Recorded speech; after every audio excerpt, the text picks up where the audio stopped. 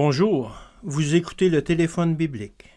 Le sujet d'aujourd'hui nous recommande de prier sans cesse. Dans Éphésiens 6 au verset 18, la parole de Dieu nous dit « Priez en tout temps par l'Esprit avec toutes sortes de prières et de supplications. » Aucun lieu ni aucun moment n'est inapproprié pour présenter vos requêtes à Dieu. Rien ne peut nous empêcher de lui ouvrir notre cœur dans un esprit de prière. Nous pouvons toujours nous adresser à lui et lui demander de nous guider, comme le fit Néhémie alors qu'il se trouvait devant le roi Artaxerxès. La porte de notre cœur devrait être toujours ouverte, afin que Jésus puisse y habiter et être l'hôte céleste de notre âme. Même si nous nous trouvons dans une atmosphère impure et mauvaise, nous ne sommes pas contraints d'en respirer l'air, et nous pouvons vivre dans l'atmosphère pure du ciel. Nous pouvons fermer la porte des pensées impures en élevant notre âme vers Dieu grâce à la prière sincère.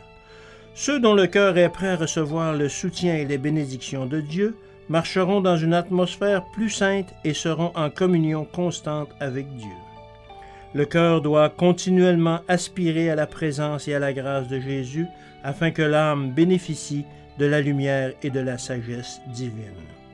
Nous devons nous tenir tout près de Dieu afin que lorsque les épreuves surviendront, nos pensées puissent se tourner vers Dieu aussi naturellement qu'une fleur se tourne vers le soleil.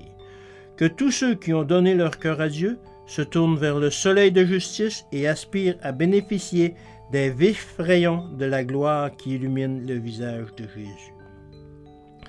Le Seigneur n'a aucune obligation de nous accorder ces faveurs, mais il a promis que si nous remplissions les conditions définies par les Écritures, il remplirait sa part du contrat. Les hommes et les femmes font souvent des promesses, mais ne les respectent pas. Souvent, nous constatons qu'en faisant confiance aux autres, nous nous appuyons sur des roseaux brisés. Cependant, le Seigneur ne décevra jamais l'âme qui croit en lui.